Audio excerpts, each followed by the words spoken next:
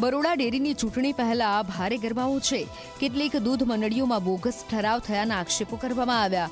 દૂધ મંડળીના ઉત્પાદકો કમિટીના સભ્યો ડેરી પર પહોંચ્યા અને ડેરીના ડિરેક્ટર કુલદીપસિંહ રાહુલજી પર આરોપો કર્યા। મંડળીના જૂના ઠરાવ રદ કરી બોગસ નવા ઠરાવ ડેરીમાં આપ્યા હોવાનો આક્ષેપ છે। સાથે ડેરીના એમડી અને ચૂંટણી અધિકારીને આવેદનપત્ર આપી રજૂઆત કરવામાં આવી। નવા ઠરાવ રદ કરી જૂના ઠરાવ માન્ય રાખવા માટે માંગ કરવામાં આવી।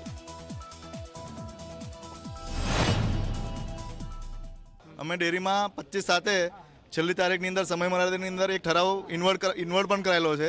ત્યારે અમારો ડેરીમાં નારા દૂધ મંડળીનો ખાલી એક જ ઠરાવ હતો, અંદર ઇન્વર્ટ થયેલો હતો। તો હવે આવતીકાલે નારા દૂધ મંડળીની અંદર એક નોટિસ મળે છે કે તમારે ડેરીમાંથી બીજો પણ ઠરાવ આવેલો છે એમ, તો તમારે કાલે હિયરિંગ માટે ડેરીમાં આવવાનું છે। તો આ બીજો ઠરાવ ક્યાંથી આવ્યો? રાયપુરાના પ્રમુખ છે, એમનો સાથે તમામ કમિટી સાથે એમનો ઠરાવ કરવામાં આવ્યો હતો।